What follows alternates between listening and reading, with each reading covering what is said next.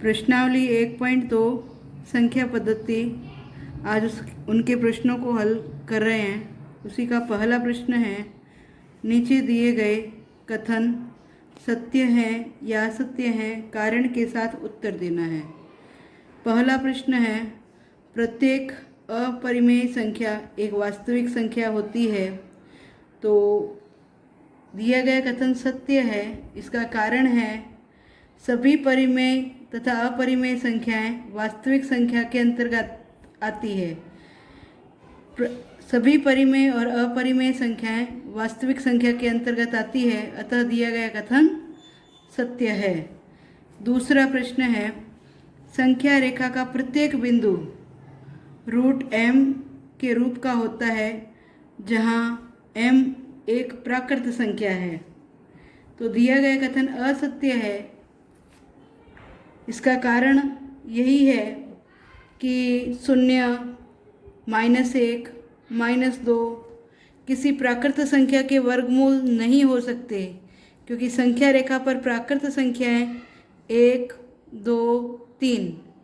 तो 3 √9 का मान है, 2 √4 का मान है, √1 का मान 1 है, √0 का मान 0 और ऋणात्मक संख्या भी संख्या रेखा पर होती है। अतः संख्या रेखा का प्रत्येक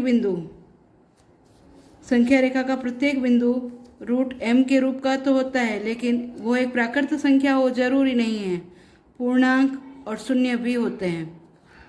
तीसरा प्रश्न, प्रत्येक वास्तविक संख्या एक अपरिमेय संख्या होती है। दिया गया कथन असत्य है।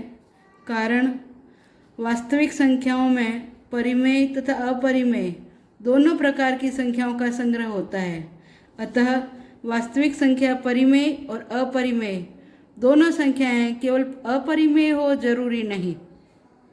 दूसरा प्रश्न, क्या सभी धनात्मक पूर्णांकों के वर्गमूल अपरिमेय होते हैं? यदि नहीं, तो एक ऐसी संख्या के वर्गमूल का उदाहरण दीजिए जो एक परिमेय संख्या है।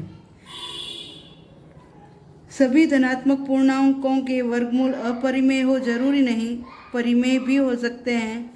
जैसे उदाहरण के तौर में हमने √4 लिया है, तो √4 का मान 2 होता है, जिसे 2/1 के रूप में लिखा जा सकता है, और ये p/q के रूप में है।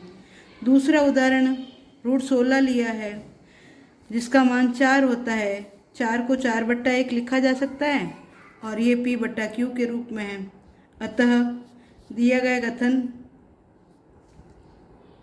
सही नहीं है। सभी धनात्मक पूर्णांकों के वर्गमूल अपरिमेय हो जरूरी नहीं, परिमेय भी होते हैं। जैसे √4 है, √9 है। अन्य उदाहरण भी दिए जा सकते हैं। प्रश्न 3, दिखाइए कि संख्या रेखा पर √5 को किस प्रकार निरूपित किया जा सकता है। तो आज हम अपरिमेय संख्या √5 का संख्या रेखा पर निरूपण सीखेंगे। √5 को हम 2 का वर्ग प्लस 1 का वर्ग लिख सकते हैं। 2 का वर्ग 4 प्लस 1 का वर्ग 1, मान आया √5।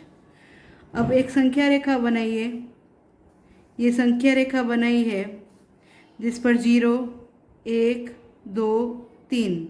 संख्या रेखा बनाते समय ध्यान रखें, 0 से 1 तक की दूरी जितनी हो उतनी ही दूरी 1 से 2, उतनी ही दूरी 2 से 3 लेनी है। अब हमारा आधार 2 इकाई है, तो हमने 0 से 2 आधार ले लिया, और 1 इकाई हमारा लंब है, तो 1 इकाई लंब लेंगे। तो जितनी दूरी 1 से 2 की है, उतना लंब पर चाप काटेंगे और वहाँ P बिंदु अंकित कर देंगे। P को 0 से मिलाएंगे। यही हमारा √5 है। अब प्रकार को 0 और P जितना खोलेंगे, खोलकर उसी चाप को यहाँ घुमाते हुए संख्या रेखा पर लाएंगे, जो बिंदु Q पर प्रतिच्छेद करता है। तो संख्या रेखा पर रूट 5 का निर्धारण क्यू बिंदु अंकित करता है। अब समकोण त्रिभुज OPR में OP कर्ण है बराबर आधार स्क्वायर प्लस लंब स्क्वायर होता है, तो आधार OR का वर्ग प्लस PR का वर्ग। तो OR हमारा 2 इकाई है प्लस PR हमारा 1 इकाई है, तो 2 का वर्ग 4 और 1 का वर्ग 1 बराबर रूट 5। यही हमारा रूट 5 संख्या रेखा पर निरूपण कहलाता है।